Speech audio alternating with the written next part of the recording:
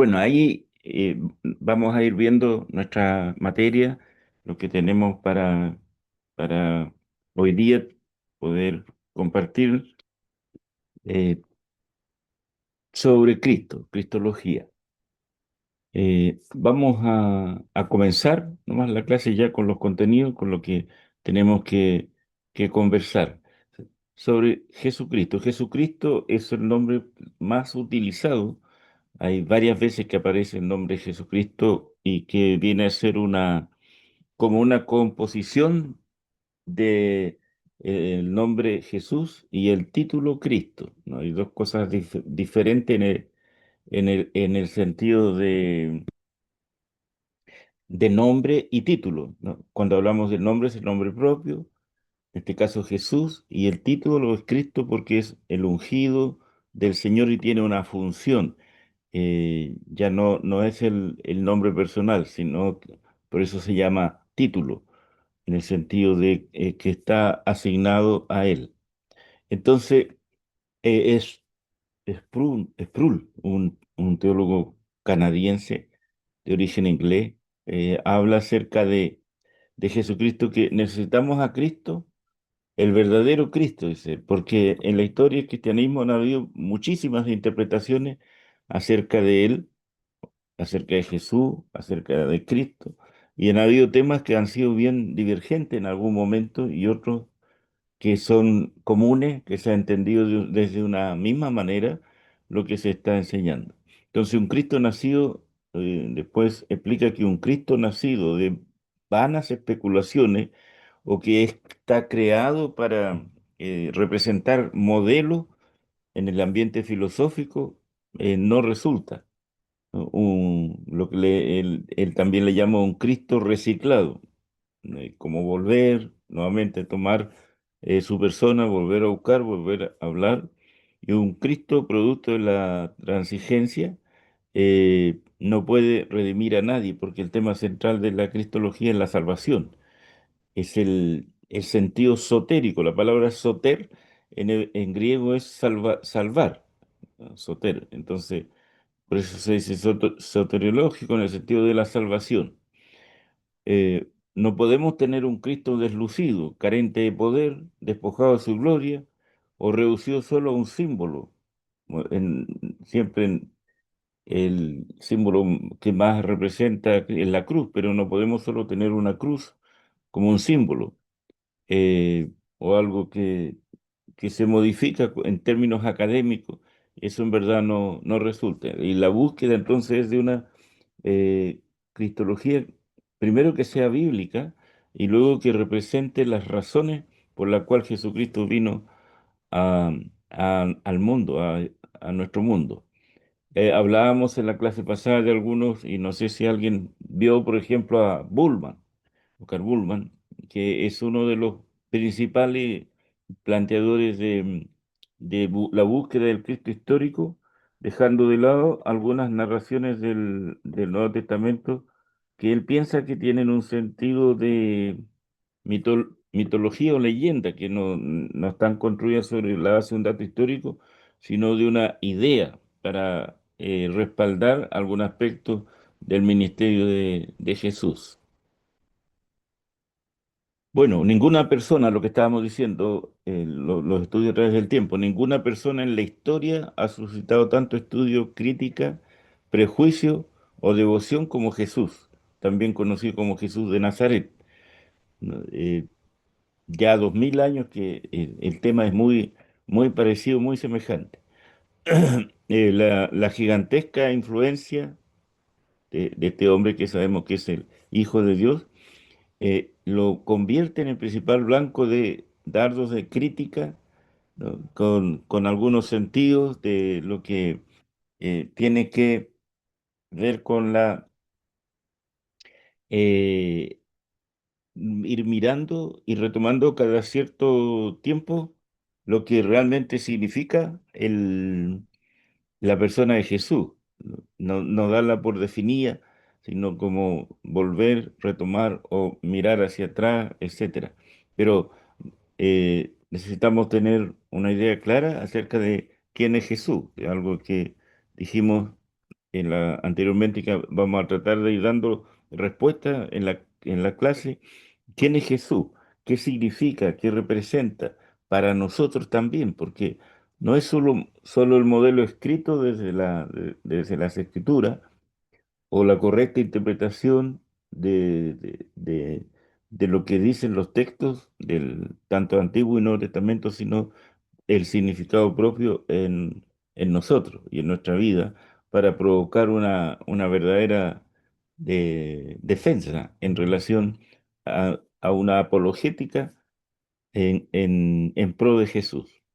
Entonces se han hecho rigurosos intentos académicos por buscar detrás del retrato de Jesús del Nuevo Testamento al verdadero Jesús histórico. Esta es la búsqueda de muchos y ha sido el Jesús histórico que implica la investigación, la crítica y también el concepto que aparece de la razón, el racionalismo, para poder entender lo que es la persona de Jesús, es lo que han dicho algunos, y, y eso nos muestra entonces algunas dificultades. Los intentos por traspasar el muro de la historia, o sea, ir más allá de la historia, nos han enseñado mucho y ahí se comienzan a descubrir los prejuicios, a veces de los académicos, los estudios, eh, de que en alguna manera se pueden distorsionar ciertos casos, ciertos datos, ciertos eventos de Jesús que fueron dados, que son manifestados en los evangelios, la manera como se va trabajando, pero que nada añade a nuestra comprensión acerca de- del, del Jesús real, histórico, a quien nosotros conocemos, pero más que histórico, el Jesús de la Biblia, al que vino por nosotros. Bueno, aquí hay algunos datos. Los liberales del siglo XIX descubren un Jesús liberal, ¿no? Algunos hablaron del Jesús revolucionario, lo asociaron a ideas políticas incluso, a decir que Jesús es como él estableció una comunidad, el primero en vivir en una especie de comunidad social. Eh, y van viendo esto desde esa perspectiva. Los existencialistas descubren en Jesús un héroe existencial, ¿no? Que vive el día a día, pero que se quedan solo en esa parte. Bueno, otros incluso descubrieron un revolucionario político, ¿no? Fueron más allá de lo que comúnmente se ha conocido, se ha interpretado a Jesús. En el tiempo de Jesús habían al menos partidos políticos religiosos bien representativos: los saduceos, los fariseos, ¿no? Los esenios, que era un grupo separado, apartado, y habían otros grupos más, algunos más reactivos, más, más extremos, y hasta los herodianos, que eran pro-romanos. Pero Jesús nunca estuvo vinculado a esos movimientos, siempre habló del reino de Dios, que él vino para anunciar, para predicar el reino de Dios. Eh, También en el siglo XIX trajo a la iglesia una crisis intelectual y moral. Todos estos temas comenzaron a irse para otro lado, ¿no? Y se terminó en una crisis intelectual y moral, y el surgimiento también de la teología liberal, que rechazó de plano todos los contenidos del Nuevo Testamento. Para muchos llegaron a decir de que no se necesitaba el Nuevo Testamento para entender a la persona de Jesús, ya que él había nacido como fuera de ese contexto. Entonces esta crisis al final ejerció una fuerte presión sobre algunas situaciones prácticas. Eh, y muchos tomaron esto, muchos enseñaron esto, profesores incluso de seminarios, de universidades las áreas de teología.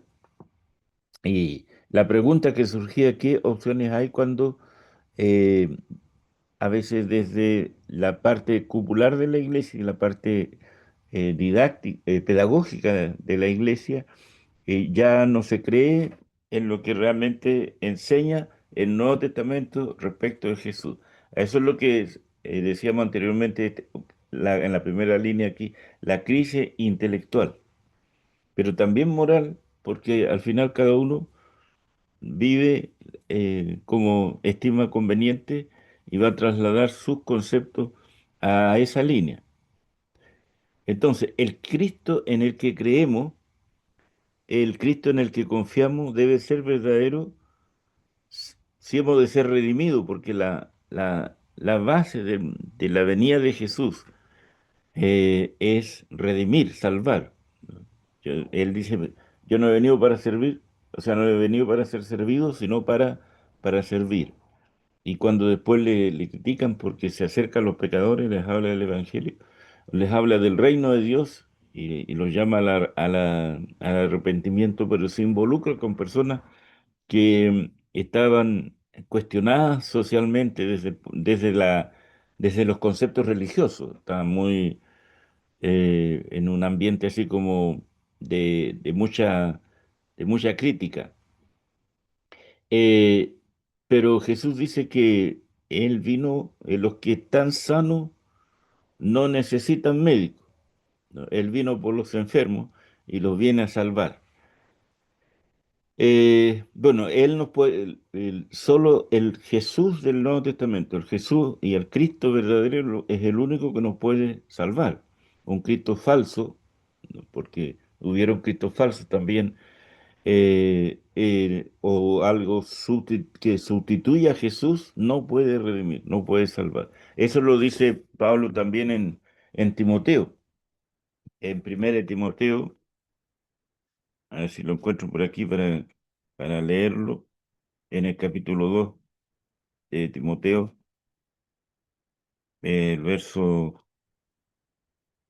5 dice el cual, 5, porque hay un solo Dios, 1 Timoteo 2:5, porque hay un solo Dios y un solo mediador entre Dios y los hombres, Jesucristo, hombre. Entonces, no está la posibilidad, la, el- la salvación o la redención fuera de Cristo.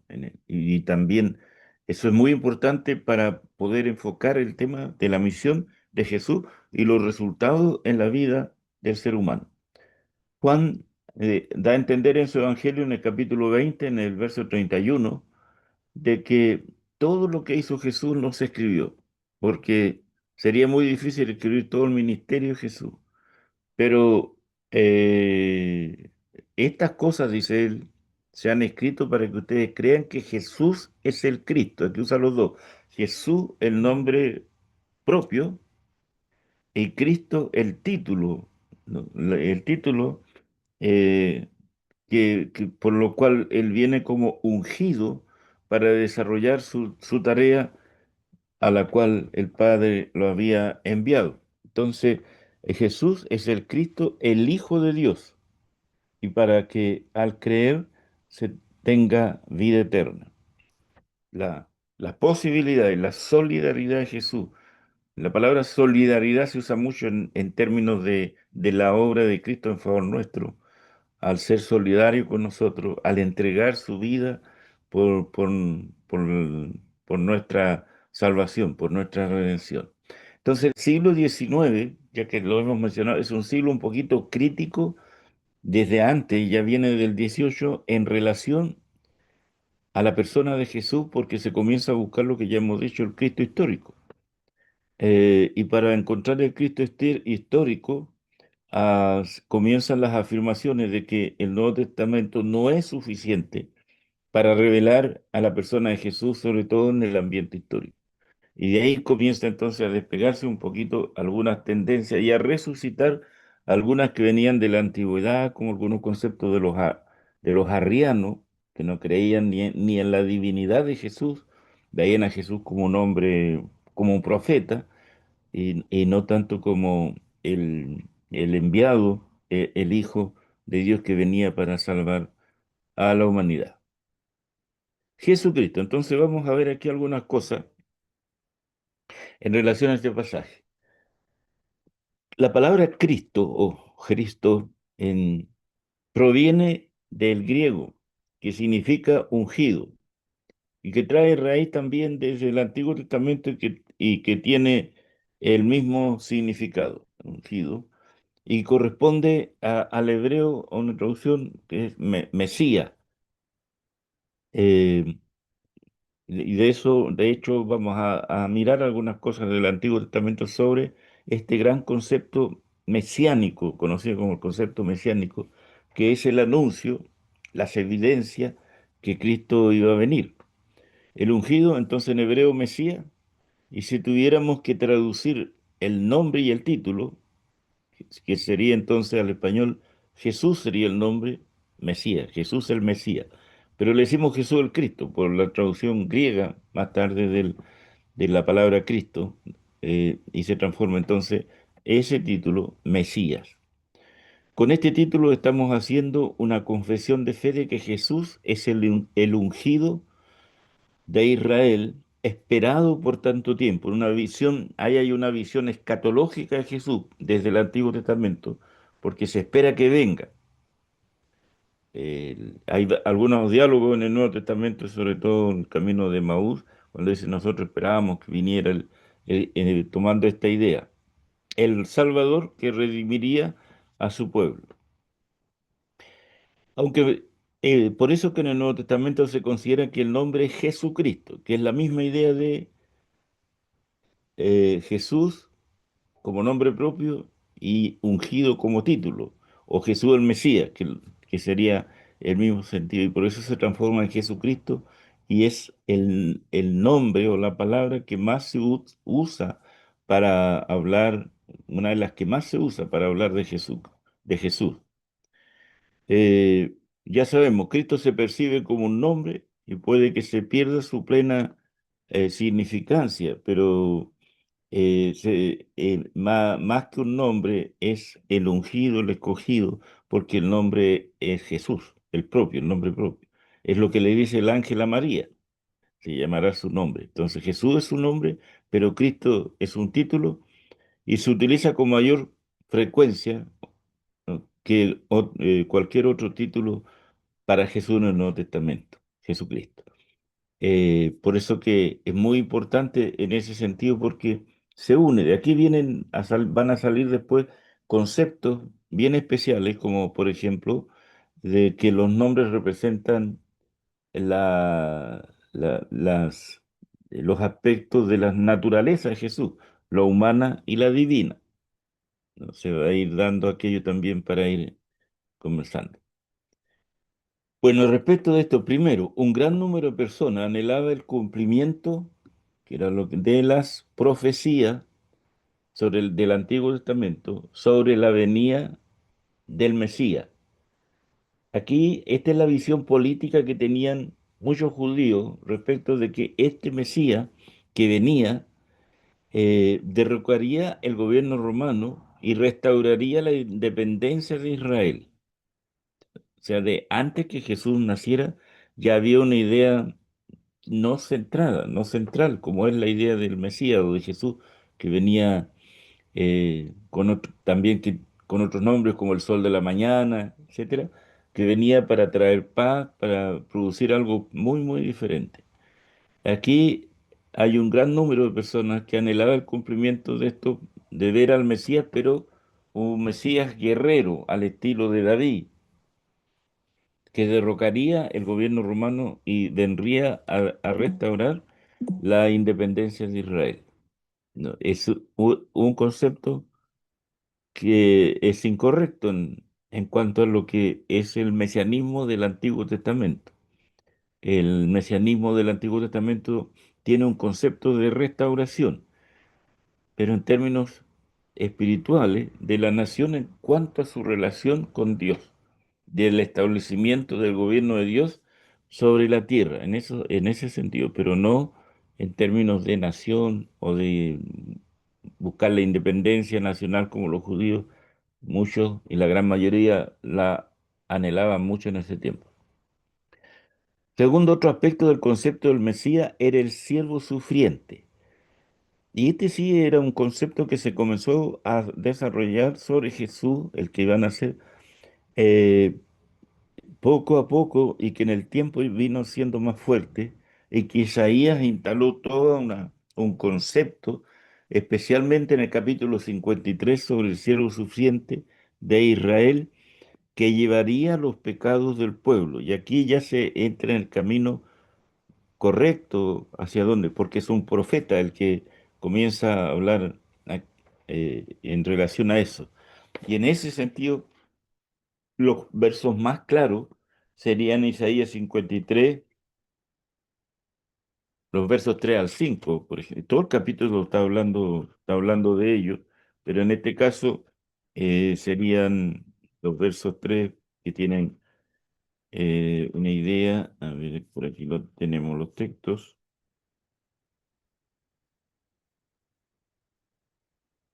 53. El 3 dice, despreciado y desechado entre los hombres, varón de dolores, experimentado en quebranto, y como que escondimos de él el rostro, fue menospreciado y no lo estimamos.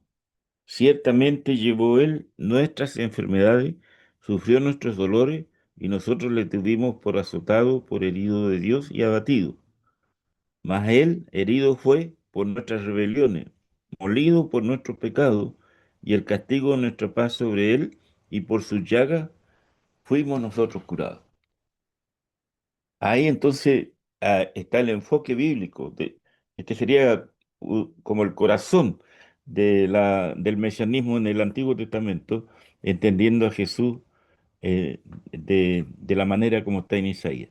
Tercero, una tercera línea de expectativa mesiánica se encuentra en lo que se llama la literatura apocalíptica, ¿no? Porque está la literatura apocalíptica para hablar de alguien que va a restaurar la nación. Daniel es uno de los principales en el Antiguo Testamento y Ezequiel, que hablan en relación a esto. Eh, en la expectativa mesiánica se encuentra dominada, ¿no? En la literatura apocalíptica del Antiguo Testamento. Los escritos son altamente simbólicos, hay muchos símbolos. De hecho, cuando aparezca Hijo de Hombre, y lo veamos un poquito, va a aparecer también en estos libros, el del Hombre, como una figura con deidad en relación a Jesús, no así la de Ezequiel, porque Ezequiel le dice Hijo de hombre a él como profeta. Estos textos, el Mesías o el Hijo del Hombre, se presentan como un ser celestial que desciende a la tierra con el fin de juzgar al mundo. Por eso es escatológico, porque no está presentado en un momento presente, ni presente cercano, sino en términos escatológicos más lejano lo que puede suceder. Esto nos muestra entonces que hay visiones. El punto uno, una visión popular en el pueblo de Israel que tenía que ver con la espera de un Mesías que derrotara al gobierno de turno e instalara la independencia de Israel que la habían perdido hacía mucho tiempo. Y que las guerrillas nacionales de los macabeos no habían logrado temporalmente restablecer algunas cosas en el templo, pero no en su totalidad, y después con la llegada de los romanos ya fue imposible. El segundo enfoque, el concepto mesiánico del siervo sufriente, muy útil para entender el sacrificio de Cristo. Y esta tercera, una mirada escatológica del futuro o apocalíptica conocida. En este caso es apocalíptica en el sentido de que está provocada por ciertos desastres también. Van a haber situaciones complejas, cambios de gobierno, ¿no? Caídas de imperios, tal como especialmente Daniel lo va mencionando, los cuernos, las visiones de los cuernos, las figuras que aparecen para entender que un cuerno es un poder, otro es otro, pero todos van cayendo porque van apareciendo otros. En ese sentido. Vamos a, vamos a ver aquí un punto de las menciones del Antiguo Testamento. Ahí vamos a parar un poquito para alguna pregunta o algo que ustedes tengan algún comentario. Las menciones en el Antiguo Testamento, una de las grandes menciones y que en el Nuevo Testamento se repite, es hijo de David. O sea, a Jesús se le llama hijo de David. Ustedes deben recordar el caso del ciego Bartimeo, que es uno que le grita dos veces, Jesús, hijo de David, ten misericordia. Después vuelve, por ahí se repite esa idea. Pero los salmos también lo tienen y me gustaría que alguien busque el Salmo 89, 34 al 36 mientras tanto, para que lo tenga listo en su momento, lo pueda leer. Dice, no me olvidaré de mi pacto, ni me retractaré de lo que he prometido. Una vez he jurado por mi santidad y no le mentiré a David. Su descendencia permanece para siempre y su trono estará ante mí como el sol. Ah, pero estaba escrito aquí, perdón. El que no está es Marcos 10:47, para que alguien lo busque. Entonces, las menciones en el Antiguo Testamento es como hijo de David. Aquí van a aparecer otros textos igual que pueden ir ubicando. El caso de Amós, ¿no? Amós proclamó cuando llegue el día, dice, yo volveré a levantar el tabernáculo de David, que ahora está derribado. Y ahí no hace mención al templo, no a lo físico, sino que es una visión mesiánica acerca de Jesús. Eh, en el libro de Apocalipsis, me parece que no puse Apocalipsis, es Apocalipsis, dice, yo lloraba mucho al ver que no había nadie digno de abrir el libro, ni leerlo ni de mirarlo. En ese instante un anciano lo consoló diciendo, no llore, porque el león de la tribu de Judá, la raíz de David, ahí viene a mencionar, raíz de David, ha vencido y puede abrir el libro y quitar sus siete sellos. Por eso que hijo de David es un nombre que se usa bastante en términos mesiánicos, ¿no? Y que se va cumpliendo en el Nuevo Testamento donde hay menciones, pero más allá de durante el ministerio de Jesús llega a la literatura apocalíptica, donde Juan, el último libro que escribe en Apocalipsis 5, los versos 4 y 5. A ver si alguien tiene Marcos 10:47.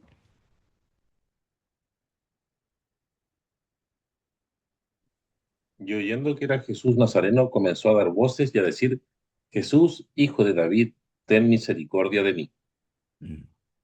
Ahí está. Y eso, ustedes saben que este hombre era tenía su enfermedad, era como un hombre de la calle que pedía limosna. Entonces estaba en el concepto popular de la nación y entendían desde lo más sencillo probablemente, porque estas personas con estas enfermedades o carencias no tenían posibilidad de entrar a los lugares de adoración por el sentido de marginación que había en los judíos y la creencia que algunas enfermedades eran una maldición o un castigo de Dios. Entonces, la gente sabía de esto, que el Mesías tendría, el hijo de David, era una mención mesiánica y para ellos era una esperanza. Amós 9:11, no sé si alguien lo tiene. En aquel día yo levantaré el tabernáculo caído de David y cerraré sus portillos y levantaré sus ruinas y lo edificaré como en el tiempo pasado. Gracias, ahí está completo el texto, porque aquí faltaba una frase, pero habla de esta restauración y habla del tabernáculo de David. Y bueno, el otro texto de Apocalipsis es mucho más conocido en lo que mencionamos ahí. En cuanto al siervo sufriente, solo mencionar esto, ya lo leímos los versos 3 al 5 del 53. La figura del siervo sufriente, o del siervo del Señor, o el siervo sufriente que hablamos, de la que habló el profeta Isaías, es normativa para la comprensión de Jesús en el Nuevo Testamento, en los aspectos, por un lado, ministerial, en todo lo que él desarrolló, pero esencialmente lo sacrificial, la forma en cómo llega a la cruz está con algunas figuras diferentes del Antiguo Testamento, como un cordero, ¿recuerdan? Con unas ideas como de metáfora para hablar de lo que iba a suceder y lo que iba a venir pasando hacia adelante. Bueno, queda claro asimismo que Jesús concibió su propio ministerio en términos de la profecía de Isaías, ¿no? Como hemos visto a partir de su declaración en la sinagoga, cuando en la sinagoga es cuando Jesús va a Nazaret y allí se para leer el texto y también las respuestas a la interrogante de Juan, cuando Juan envía a preguntar si era él el Mesías o no, y él le da respuestas en esa orientación. Entonces, de hijo de Dios, después, siervo sufriente, no se va a entender en su totalidad en el contexto del Antiguo Testamento la referencia de ser siervo sufriente hasta llegar a la última etapa del ministerio de Jesús, incluso algunos dirían a la última semana del ministerio de Jesús, cuando se va a enfrentar a, la, a que es tomado como prisionero, al juicio y a su muerte. Ahí se hace realidad la idea y esta mención de siervo sufriente. La otra expresión es hijo de hombre. Aquí en el Nuevo Testamento aparece varias veces el Hijo del Hombre. Y Jesús habló de él mismo como Hijo de Hombre. Algunos textos, eso los vamos a leer para que los busquen entre tanto, pero esto está muy relacionado igual con el concilio de Calcedonia, este concilio que se celebró en el siglo quinto, en el 451. Por ahí, la iglesia, 52 dice más abajo, la iglesia cristiana intentaba encontrar una fórmula que llamara la atención tanto hacia la plena humanidad de Jesús como su plena deidad. Hasta ese tiempo, por los años 450, recién estaba canonizado el Nuevo Testamento, quizás unos 70 años llevaría ya que se reconocía todo el Nuevo Testamento, los 27 libros, porque se demoró eso, se demoró bastante, aunque los libros sí se usaban.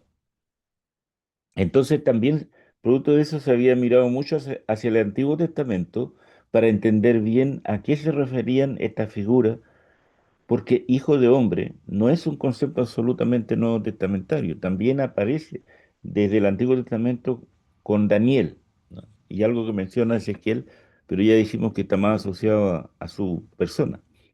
Eh, Cuando se le habla en su libro que escriba o que haga algo, el caso de Ezequiel. Entonces, en el concilio de Calcedonia lo que se buscaba era ajustar estos nombres, por un lado que revelaban el carácter humano de Jesús y por el otro lado su deidad, porque ya se habían introducido el monofisismo de solo una personalidad y otros conceptos más que venían especialmente de los griegos y de los filósofos griegos, la idea de que Jesús era una apariencia y no un ser real. Eh, entonces las palabras en las que la iglesia convino en el año que fue este concilio, es como poder ver, ¿no? En este caso, en la parte humana y la parte de Dios, ¿no? El ser humano, el homo, hombre, y Deus, Dios. Y esta fórmula significaba que Jesús era verdaderamente humano y verdaderamente divino, poniendo en relieve en sus dos naturalezas. El concilio de Calcedonia marca la iglesia, porque a partir de ahí se va a establecer eh, este principio, pero con una palabra agregada, la palabra verdaderamente. O sea, no hay ningún desequilibrio en este concilio para establecer lo verdaderamente hombre y lo verdaderamente humano. No, el concilio no dice que Jesús es hombre y es humano, sino que dice que es verdaderamente hombre y verdaderamente humano, poniendo entonces de relieve sus dos naturalezas. Y con el concepto hijo de hombre surge entonces la inquietud para los concilios de establecer si Jesús es solo hombre, como decían algunos. El arrianismo hizo mucho énfasis en eso que ya está naciendo en esos días. Eh, y también estaban los monofisitas que decimos que creían que solo era, tenía una sola personalidad y la idea de la apariencia se inclinaba más por la divinidad. Entonces, con el título de Hijo de Hombre tropezamos con algo extraño, pero fascinante. Este es el tercer título más usado para Jesús en el Nuevo Testamento, Hijo de Hombre. Dijimos que Jesucristo era una de, la- de los más usados, pero esta expresión Hijo de Hombre es también bastante usado en el Nuevo Testamento. Por lo menos ocurre 80 y tantas veces ahí en los Evangelios, pero también está en Daniel. Lucas también lo menciona, así que vamos a leer algunos textos. Vamos a partir con Lucas 5:24, si alguien lo puede leer, y otro u otra. Marcos 8:31. Pastor Lucas Sí, 24 sí, Lucas 5:24. dice, pues para que sepáis, el Hijo del Hombre tiene potestad en la tierra para perdonar pecados. Dijo al paralítico, a ti te digo, levántate, toma tu lecho y vete a tu casa. Ya. Para esto vino el Hijo del Hombre. Está haciendo referencia a él. ¿Y Marcos 8:31 alguien lo tiene? Marco 8:31 dice, y comenzó a enseñarles que le era necesario al Hijo del Hombre padecer mucho y ser desechado por los ancianos, por los principales sacerdotes y por los escribas, y ser muerto y resucitar después de 3 días. Entonces, ahí Jesús mismo dice, se trata a sí mismo como el Hijo del Hombre, que le es necesario. Entonces, este concepto, no necesariamente como a veces se ha dicho, involucra la naturaleza humana. Es un nombre que tiene que ver con la divinidad de Jesús, pero también con su humanidad. En el fondo tendría que ver con su totalidad. Eh, Veamos Daniel 7:18.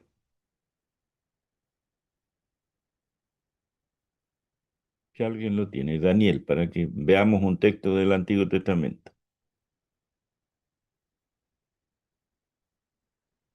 ¿Alguien lo encontró?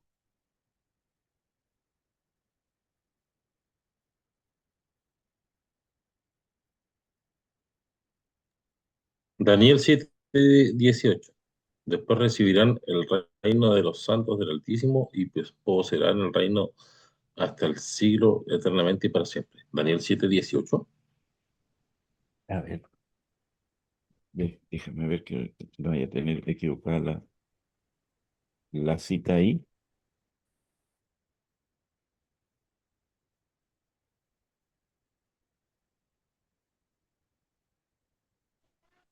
¿No será Daniel 7, 13, 14?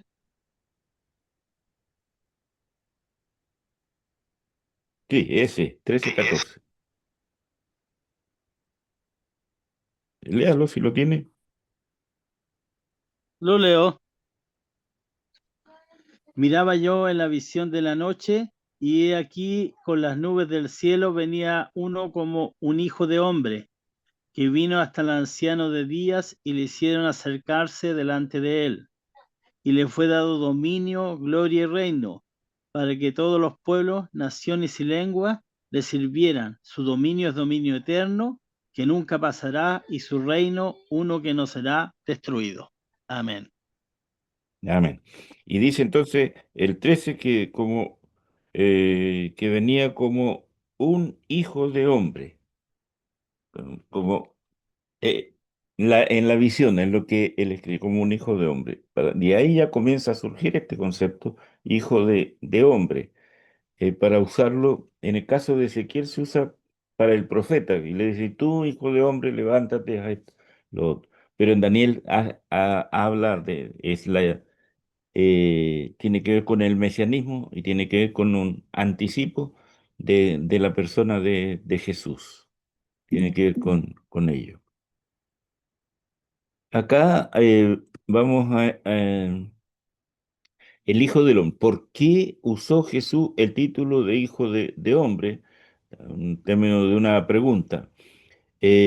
Algunos asumen que fue debido a su humildad, que él evitó los títulos más exaltados y eligió este como una forma humilde de identificarse con la humanidad inferior en el sentido de pecado, no que haya estatus en la humanidad, sino en su relación espiritual y moral. La referencia a la figura, perdón, del Hijo del Hombre, ya sabemos, Daniel, Ezequiel y algunos escritos no bíblicos del judaísmo rabínico, porque en el judaísmo va a ir surgiendo este concepto de Hijo del Hombre para ya no referirse a un gobierno político, ni a David, ni a Salomón, ni a los grandes reyes que ellos tuvieron, sino a una idea mesiánica de lo que iba a suceder no en el tiempo presente, sino poco más adelante. Segundo, en el libro de Daniel, el Hijo del Hombre aparece en una visión del cielo, un elemento así con esas características, y se presenta en el trono del anciano de día, y se le da el dominio, aquí parece el dominio, la gloria y el reino, para que todos los pueblos y naciones y lenguas le sirvieran. Lo que sería el Rey de Reyes y Señor de Señores, lo que habla el Apocalipsis. Su dominio es eterno y nunca tendrá fin, y su reino jamás será destruido. En ese sentido, entonces, Daniel es un poco más profundo en ese sentido. Y tercero, el testimonio del Nuevo Testamento sobre la preexistencia de Jesús, ¿no? Está inseparablemente ligado al motivo del Hijo del Hombre, una idea preexistente, ¿no? Él es el enviado del Padre. El tema del descenso, que lo vamos a ver en un rato más, que es la kenosis, para entenderla bien. Y está Juan 3:13 nadie subió al cielo, sino el que descendió del cielo, que es el Hijo del Hombre. Y en alguna forma hay un enfoque a su preexistencia, a su eternidad, pero mirado como Hijo de Hombre. Por eso este título no necesariamente hay que asignarlo con una característica humana que se llama Hijo de Hombre porque era humano, ¿no? Sino es Hijo del Hombre por su naturaleza, o su naturaleza en el caso de las dos, porque su servicio o lo que él iba a realizar era más que la actividad de un hombre.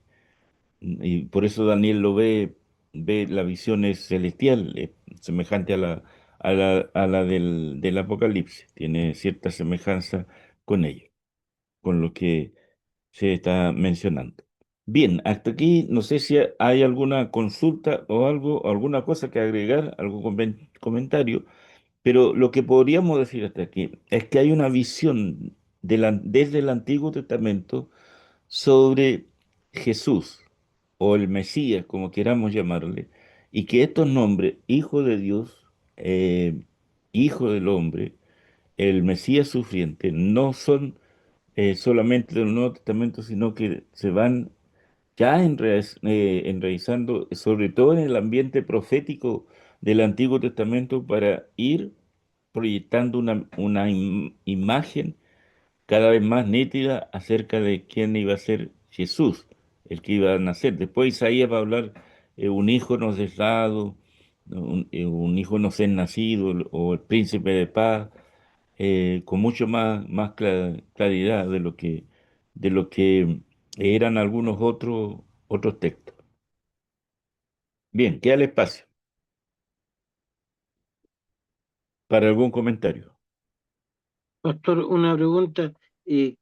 Volviendo al comienzo, cuando usted dijo la palabra liberales, ¿qué es lo que era eso? ¿Un partido político, filosófico? No, liberal es cuando no se es conservador, ¿no? Ni fundamentalista, sino que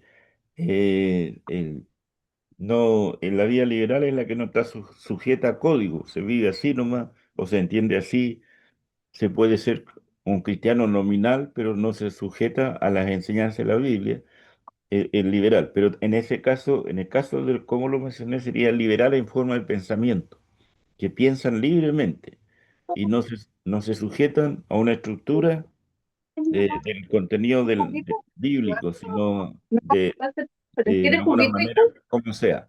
¿Ya? ¿Quieres juguito? Ya, ¿y qué le pasa? Esto yo lo entiendo, todos estos nombres de Jesús, como un principio para todos los otros nombres que tiene Jesús, porque tiene muchos, yo he estudiado, y tiene un montón de nombres y características yo lo pienso así, no sé si estaría bien o mal. Sí, los nombres de Jesús, bueno, todos los nombres que Jesús recibe nombre propio. Jesús sería el nombre propio. Pero después están lo que ya dijimos, los títulos. Es como los ingleses decían sir, para escribirle a alguien, no mencionar alguna autoridad o alguien, que son los títulos que demuestran una especie de dinastía o de persona que está en un lugar muy importante, los títulos, pero también algunos de los nombres son oficios. Hay oficios, y también lo vamos a ver. Oficio, por ejemplo, que Jesús es profeta, es un oficio. Que Jesús es rey, es un oficio. Que Jesús es sacerdote o sumo sacerdote, es oficio. Entonces, están como divididos. Algunos son nombres que tienen que ver con, como ya dijimos, el sentido de nombre propio, en este caso Jesús, pero los otros nombres tienen que ver con los títulos asignados para la misión que él tiene o los oficios por el cual también va a desarrollar su ministerio. Por eso que hay una variedad, pero estos que hemos visto son los más repetidos, los que más veces aparecen en la Biblia. Por ejemplo, el siervo sufriente no aparece tanto, aparece poco, pero hijo de Dios, hijo de hombre aparece muchas veces. Entonces son los más comunes, digamos, en otras palabras. Bien, ¿alguien más? Yo, pastor, Sí. em, me quedé un poco pegada en la primera parte de la clase cuando hablábamos acerca de como las visiones que hay de Jesús o cómo se vio a Jesús en la historia, incluso relacionándolo con la política o con movimientos. Y estaba pensando en que hay, bueno, muchos filósofos corrientes, muchos teólogos también, que presentan una idea de Jesús que muchas veces se aleja del Jesús bíblico y algunos, mm, eh, por ejemplo, del siglo XX al menos, yo creo que han impactado de forma positiva, por ejemplo, C.S. Lewis, que es bien conocido, pero hay otros que han ensuciado un poco la imagen de Jesús e incluso le han quitado la literalidad o la confianza a sus milagros. Entonces mi pregunta es, ¿usted cree que esas visiones acerca de Jesús han afectado el crecimiento del cristianismo en el mundo? ¿Como que hayan impactado la fe? Yo creo que sí, hay un impacto, si pudiéramos decirlo así, negativo, porque el hecho de que se desvirtúe un poquito la razón y la naturaleza de Jesús provoca estas situaciones en alguna manera de turbación, porque cuando se entra, por ejemplo, todos los pensadores racionalistas ponen en duda muchísimas cosas de Jesús, más allá de incluso lo que uno se pueda imaginar, lo ponen en duda. Y eso hace entonces que la percepción de Jesús no sea la misma que cuando se, se, se pone y se explicita a través de lo que las escrituras dicen, o en último caso, de algún concilio como el de Calcedonia, el de Éfeso, que definieron más acerca de la persona de Jesús y quién era para la iglesia. Eh, hay el otro que el hecho de citar a Lewis es interesante por un lado, porque Lewis, aparte de ser un pensador, tener una línea filosófica y tener una línea teológica, es un intelectual. Y eso muchas veces hace la diferencia entre los teólogos, en que no todos los teólogos son intelectuales, que tienen un conocimiento suficiente o una capacidad más elevada para pensar y reflexionar sobre la persona de Cristo. Entonces hay algunos teólogos que van más repitiendo las ideas de otro, o se alinean con algún pensador anterior. Eso es muy común. En la historia de la iglesia y el cristianismo, que algunos se alineaban con algún pensador de la época o de antes, y eso hacía entonces que no tuvieran un pensamiento propio. Y por eso que hay, por ejemplo, el caso de Lewis, el caso de Ranner, hay un alemán, Moltmann, tienen pensamientos propios, tienen la capacidad de no solo de citar a los teólogos, sino de tener un pensamiento propio. Pero yo creo que afecta, más que nada, no sé si tanto dentro del pueblo de Dios, pero sí un poquito para la gente que está afuera, que tiene dudas, que no entiende mucho, puede afectar este acercamiento o potencializar sus ideas de rechazo hacia la persona de Jesús. En ese sentido, puede haber un efecto lo que estamos diciendo en relación a la persona de Jesús.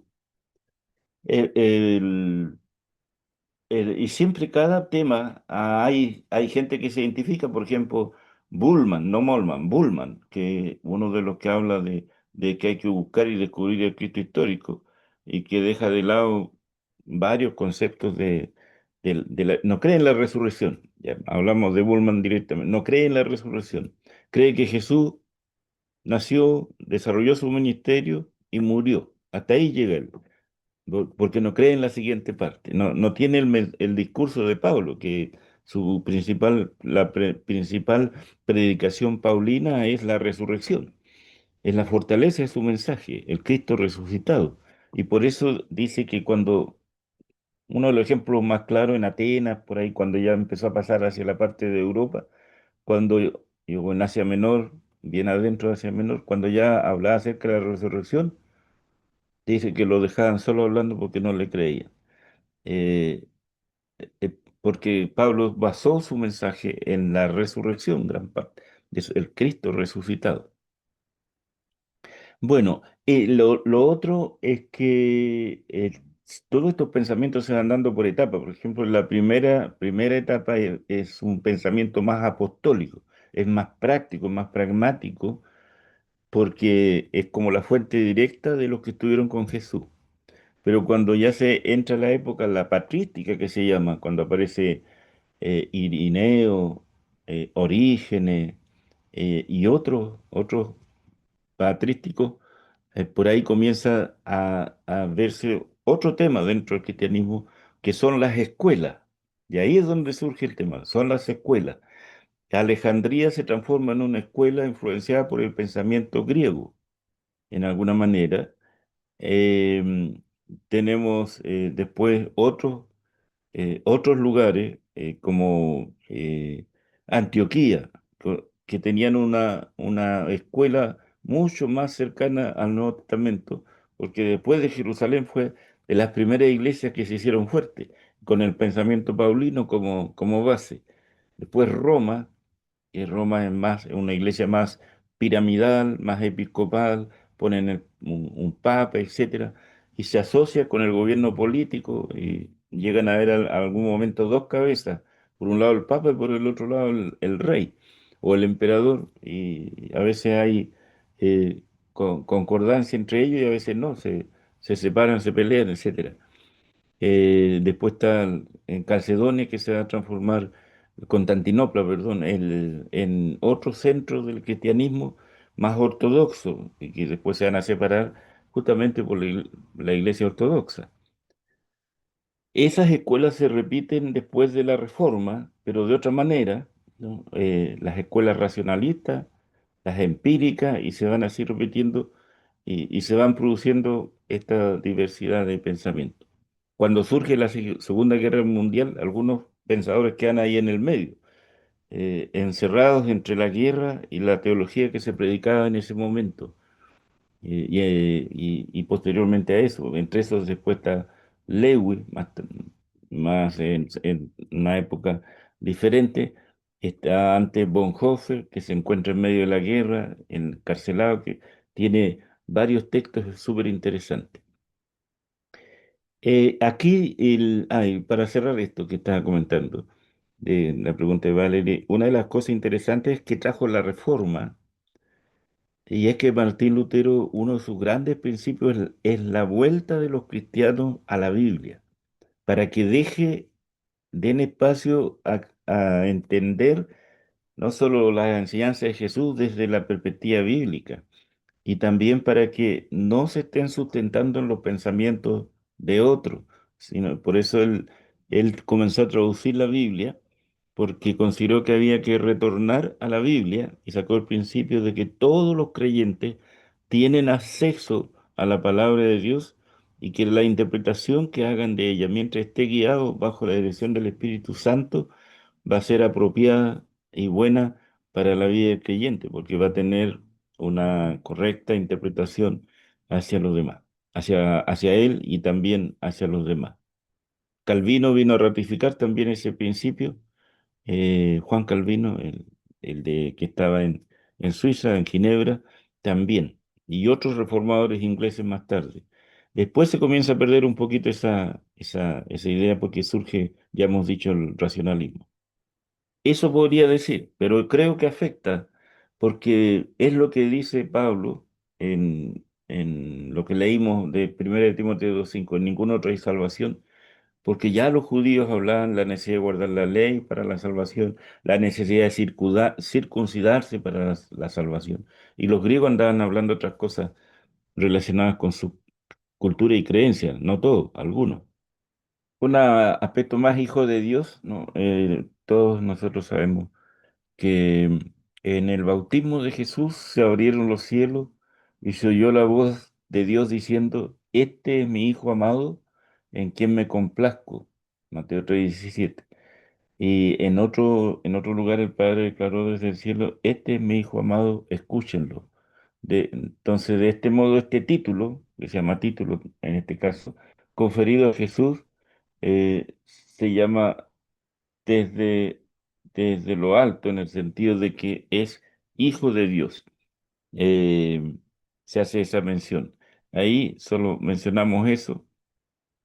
Y vamos a ver ahora miradas históricas sobre la persona de Jesús, una clase que en la otra vamos a continuar para ver algunos otros aspectos en este sentido. Pero para enfrentarnos a esta verdad, que es lo que nosotros necesitamos, eh, para tratar la doctrina y la obra de Cristo, no, hay numerosos teólogos, pensadores, obispos de las iglesias en el pasado, que se hablaba de los obispos de las iglesias, eh, numerosos han utilizado como modelo organizador, sobre todo el ministerio y la obra de Jesús, aquello que se llama el triple oficio, ¿no? Donde Jesús toma tres oficios que eran oficios del Antiguo Testamento. Y en este caso sería profeta, sacerdote y rey. Y eso se llama el triple oficio. Entonces, en cuanto a su ministerio y al desarrollo de todo lo que realizó Jesús, Jesús es profeta, Jesús es sacerdote y sumo sacerdote, y Jesús es rey. Y a eso se le llama, eso ya no es un título, es oficio, porque era algo que se oficiaba en el Antiguo Testamento. De esos tres, solo hay uno en el Nuevo Testamento que se menciona, que está en el listado de los dones, que son los profetas, ¿no? El don de la profecía, pero ya en el contexto de la iglesia. Pero en cuanto al oficio profético de Jesús, tiene su base en los profetas del Antiguo Testamento. Entonces, el concepto del triple oficio viene a nacer y se viene y se trae a la iglesia por Eusebio Cesarea, en el año 263 al 339 después de Cristo, fue el periodo de él. Él tomó esta idea y la popularizó, ¿no? Y después se hizo también popular por los reformadores protestantes. De ahí que también surge una idea de que cada creyente es un sacerdote, ¿no? Porque tiene ese oficio, es un sacerdote en el hogar, en la iglesia, etcétera, eh, para, porque el sacerdote era un mediador entre Dios y los hombres, alguien que ayudaba a acercar a las personas a Dios, en este caso, en el contexto del evangelismo. No, no es alguien que medie, ¿no? Sino es alguien que ayuda a que aquella persona o las personas se acerquen a Jesús. Entre los teólogos que hacen esta referencia al triple oficio, bueno, ya sabemos Lutero, pero también Juan Calvino escribió bastante sobre eso. Hay un teólogo, John Dagg, que también tiene un libro, y Brunner es bien conocido. Y también está en esa lista Millard Erickson. Hay varios más, pero estos son algunos. Son algunos que son un poco más conocidos porque tienen textos en español. Y hay otros que no tienen, no están traducidos, pero son representantes de esta idea de los tres oficios. Y el libro de Hebreos habla mucho de eso. Jesús tomó lugar como el sumo sacerdote y tenemos un solo sacerdote, ya solo hablando de la persona de Cristo Jesús.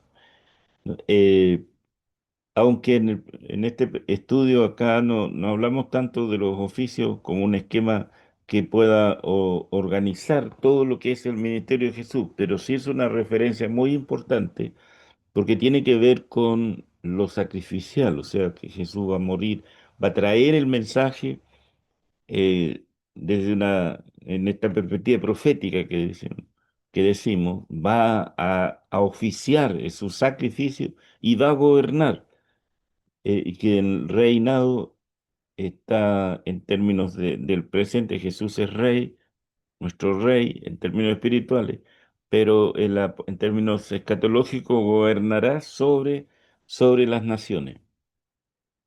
Entonces ahí esto es lo que eh, se llama los tres oficios. Bueno, los teólogos cristianos han hecho uso de tres principales vías de acceso a la doctrina de la persona de Jesús. ¿Cómo, cómo tener ese acceso? Uno es el modelo de Calcedonia, ese concilio que hubo en Calcedonia en el año 451, 452, dicen algunos por ahí, eh, que hace un esquema interpretativo que es expresado y conciliado. Conciliado es tomar acuerdo, es decidir, y de ahí después se sacaban los documentos para decirle a los que ministraban las iglesias y a las iglesias, a los obispos, etcétera, esta orientación de cómo podían ellos ir acercándose a lo que realmente las escrituras decían a través de esta confirmación conciliar ahí en Calcedonia. Esto fue en Calcedonia. Y este principio se concentra en las dos naturalezas de Jesús dentro de una persona. O sea, Jesús es uno, pero hay dos naturalezas. Y de ahí viene lo que anteriormente decíamos y hablábamos también de lo humano y lo divino. Este fue un gran tema, fue un enorme hasta el siglo cuarto, quinto, sexto. Todavía se está discutiendo mucho sobre Jesús y sobre su naturaleza. Eh, el lenguaje de los griegos influyó muchísimo aquí en estos tiempos, sobre todo hacia esta época del 450. Hay una influencia bastante fuerte de parte de ellos por su pensamiento y su manera de pensar. Eh, y aquí en esto era bien complicado porque en esto se comenzaron a meter extremos, los extremos heréticos que se llamó en la cristología. Y muchos de estos sistemas de pensamiento en relación a Jesús venían de antes, siglo cuarto, siglo quinto, pero incluso anteriormente ya también estaban presentes, se hacían notar. En el siglo, ya Pablo está hablando de los falsos profetas, Pedro también, de los que se habían introducido con enseñanza falsa, con doctrinas que se orienta a Timoteo, a Tito, para que reorienten y vuelvan al centro de lo que ha sido la enseñanza de la Biblia. Entonces el modelo de Calcedonia fue un concilio para establecer esencialmente la persona de Jesús respecto de su naturaleza, sus dos naturalezas en uno solo. Ya venía también un poquito, se va a lograr en Éfeso también, esta idea ya está entrando y era muy bien percibida en la iglesia. Dijimos algo sobre el arrianismo. El arrianismo va a ir apareciendo también y va a separar, va a decir, no, Jesús es uno solo. Y ahí no es trino, no es trino, no es parte de la Trinidad, no hay Trinidad. Entonces queda Jesús solo como un profeta, como un hombre, un profeta nada más. Y no se va a entender de la manera que era la intención y fue la intención de Calcedonia. En segundo lugar se encuentra el modelo kenótico, ¿no? La idea de kenosis es vaciarse, es, es como deshacerse, desprenderse, y esto tiene que ver con la encarnación de Jesús, ¿no? Esta es muy conocida, la idea kenótica es una palabra griega para hablar justamente de vaciar, ¿no? Cómo Jesús salió de la divinidad para venir a nuestro mundo. Entonces, esta vía de acceso a la cristología surge muy fuertemente con el luteranismo alemán del siglo XIX, no del siglo XVI, cuando fue la Reforma, sino en el siglo XIX se viene a establecer esto como una manera o esta visión necesaria para poder entender la cristología desde lo que estábamos diciendo. Entonces, esto ha servido como alternativa al esquema calcedónico para muchos protestantes que no estaban tan de acuerdo en enfatizar mucho las dos personas, la naturaleza humana y divina de Jesús, ¿no? En él, sino en la idea de que desde lo divino vino y después de cumplir su ministerio ascendió nuevamente. Pero, ¿qué es lo que en la parte quenótica? Es que Él se entrega por entero, llega a ser lo que dice Filipenses, eh, hasta lo sumo, un ser humano hasta lo sumo, con todos los sufrimientos, todo lo que tuvo que pasar hasta la muerte. Se concentra sobre la consecuencia también de la preexistencia, que Cristo, que es la teología de Juan, del Juan el Evangelista, de que Jesús es eterno, viene de antes.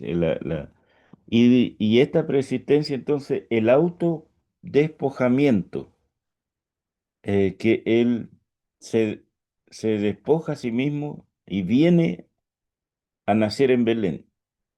Y después viene lo que se llama el reascenso, cuando Él retorna, o la glorificación, retorna. Entonces, no se da la idea de las dos naturalezas humana y divina, sino como de dos etapas.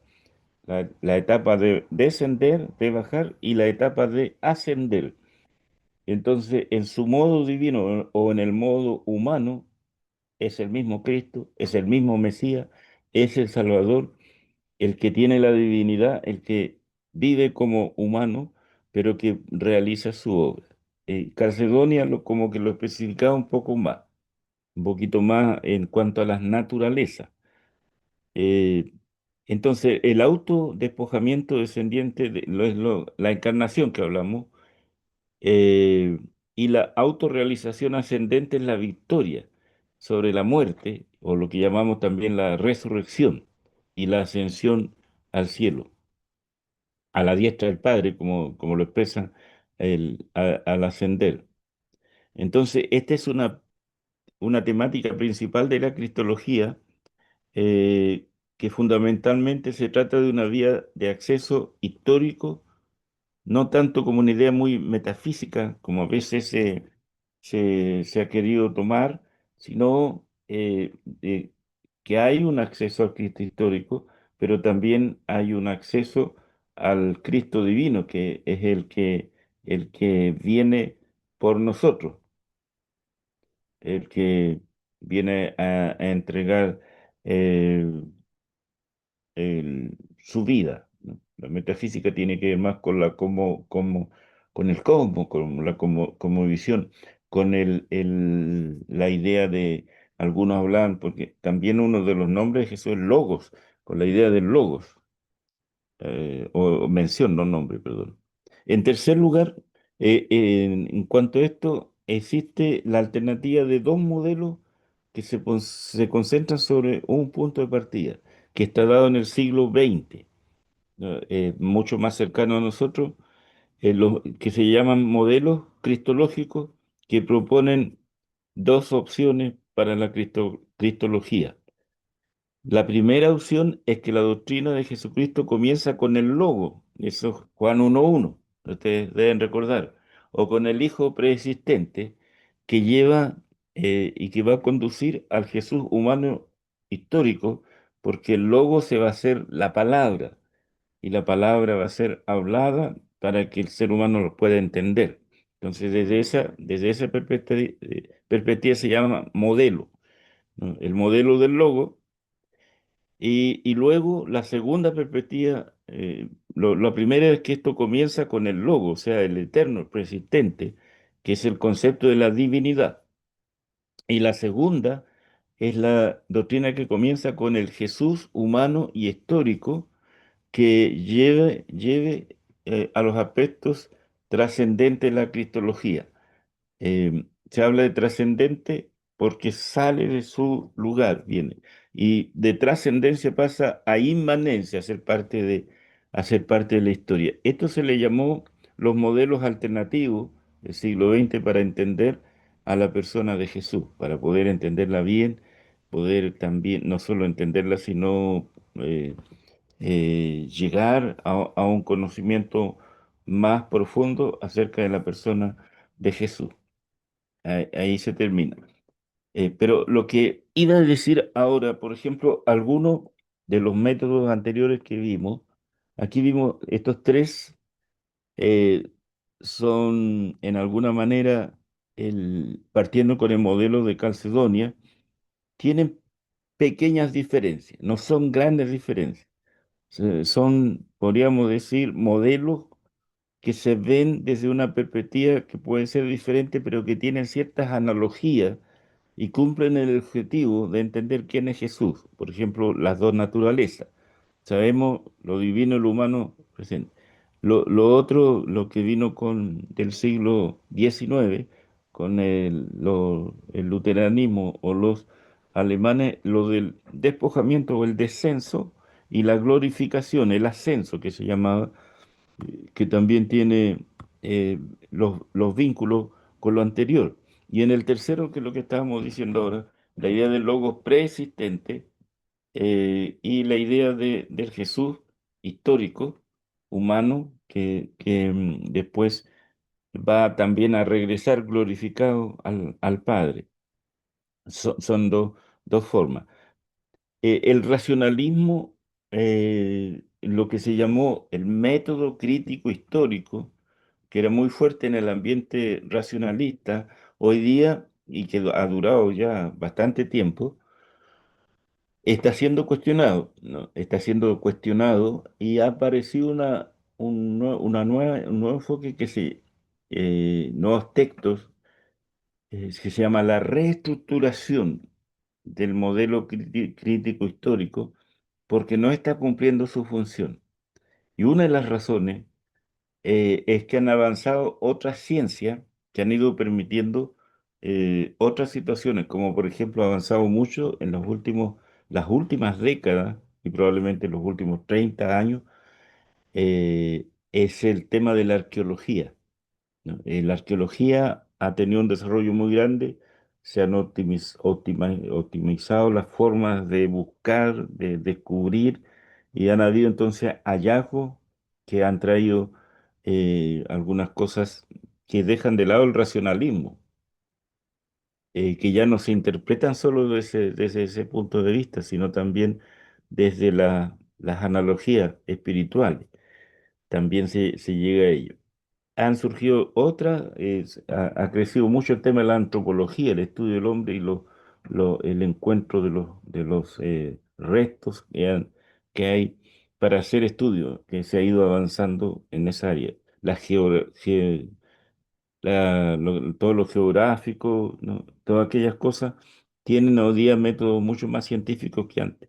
Y eso entonces se habla ahora de una reestructuración para entender las escrituras no solamente desde los enfoques racionalistas, críticos, históricos, sino desde una perspectiva, lo que llaman también del descubrimiento y de ir entendiendo realmente quién es la persona en este caso que estamos hablando, la persona de Jesús, la persona. No hay en este momento elemento ni histórico ni de otra naturaleza que pueda decir que Jesús no existió. Casi todos los escritores dicen que el tema de la existencia de Jesús no está puesto en duda, ni por el racionalismo ni por ningún otro. Son los enfoques, cómo se enfoca en términos cuando hablamos de racionalismo, hablamos un poquito en términos de dos líneas, lo científico y lo filosófico, y lo teológico, por supuesto. Pero cuando hablamos en ese sentido, no se habla desde la perspectiva, en este caso, de la ideología. Por ejemplo, el ateísmo es más una ideología de que Dios no existe por distintas razones, pero no hay una argumentación eh, o, o alguna otra línea por ahí intermedia de que en cuanto a creer los gnósticos que se llaman hoy día, que también no llegan a ser tan tácitos como el ateo, pero toda religión es buena, ¿no? Y toda manifestación religiosa, cualquiera sea, es buena y puede ser también importante. Así que eso es en alguna manera el sentido de lo que nosotros estamos aquí conversando. Eh, Bien, no sé si hay alguna consulta sobre esto. Aquí quedan todavía otras líneas que tenemos que tirar para otras clases, para ir viendo otros pensamientos que se dieron, el dualismo, el monofisismo y algunas maneras de enfocar a Cristo desde otra manera para llegar ya, después de eso, definitivamente a lo que dicen las Escrituras, el Cristo de la Biblia, el Cristo del Antiguo Testamento, el Cristo del Nuevo Testamento, que es lo que realmente a nosotros nos interesa. Ahora hacemos este recorrido para entender de que la cristología también se vincula al ambiente histórico, se vincula en el proceso del tiempo, porque la iglesia, desde que Cristo la dejó, tiene que ir fundamentando su fe, defendiendo lo que es la iglesia y lo que es la persona de Cristo para la iglesia, o lo que se llama la apologética, la defensa de la fe, todo aquello, todas aquellas cosas. Bien, no sé si hay Profe, algún comentario o alguna tengo cosita una más que... pregunta Sí, con respecto a la kenosis o al vaciamiento de Cristo eh, y con respecto a su conocimiento. El conocimiento divino que él tenía también fue despojado, como por ejemplo dicen en Marcos 13:32, eso de que pero aquel día nadie lo sabe, ni los ángeles en el cielo, ni el Hijo, sino el Padre. Él se limitó a sí mismo en cuanto a su conocimiento sobre las cosas que iban a venir. sí. Ahí hay lo que se llama una limitación. Hay una solidaridad con la perfecta unión en la divinidad, ¿no? El rol de Jesús era salvar. Ese es uno de los temas esenciales en la venida de Cristo, es la salvación del ser humano. Y Jesús, si ustedes observan su ministerio, ese es el enfoque. Él solo tiene un discurso donde habla sobre el futuro, lo que va a venir, para prevenir a sus seguidores, a los discípulos, de algunas cosas, que es Mateo 24 y 25, donde él dice que, bueno, van a venir guerras, rumores de guerra, terremotos, hambre, etcétera, una serie de cosas. También ahí menciona el cuidado porque vendrán falsos cristos, y si vendrán en mi nombre, es una advertencia. Y aquí hay un tema interesante lo que pregunta en esta pregunta, es justamente las funciones, los oficios por los cuales Cristo se despoja. No, no es solamente convertirse en un hombre, en un ser humano y vivir y compartir, sino es cumplir ese ministerio, la función para el cual el Padre lo ha enviado. ¿No? Pues Jesús habló mucho de la obediencia al Padre. Y cuando discutió, muchas veces se dio el tema con los fariseos para dar a entender de que Él vino para cumplir con lo que el Padre le había encomendado. Yo digo lo que he visto, lo que se me dijo, y daba a conocer eso. Pero hay cosas que la revelación de Dios no están con todas las que quisiéramos nosotros saber, ni en el plano del Antiguo Testamento ni en el plano del Nuevo Testamento, porque la Biblia es un libro escrito y tiene que ver con la revelación de Dios para llegar al propósito por el cual existen las Escrituras, que es la restauración y la salvación del ser humano. Entonces ahí Jesús se limita, en este caso se limita a no entregar todo el conocimiento o todo aquello que no va a tener sentido desde el punto de vista del sacrificio. Por eso él dice eso, porque era una pregunta que estaba, le habían preguntado cuándo serán estas cosas, los tiempos. No era la primera vez que estaba frente a a esa pregunta. Y eso es interesante porque tiene que ver con una definición escatológica correcta. Las cosas tienen que aparecer en su debido tiempo. Y el Es control, como resultado de su entrega voluntaria.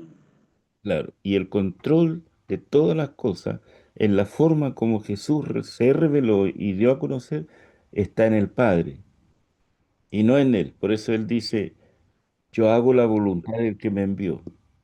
Y dice entonces para lo que Él fue enviado a hacer. ¿Algo más? ¿Algún otro que tenga algún comentario o algo?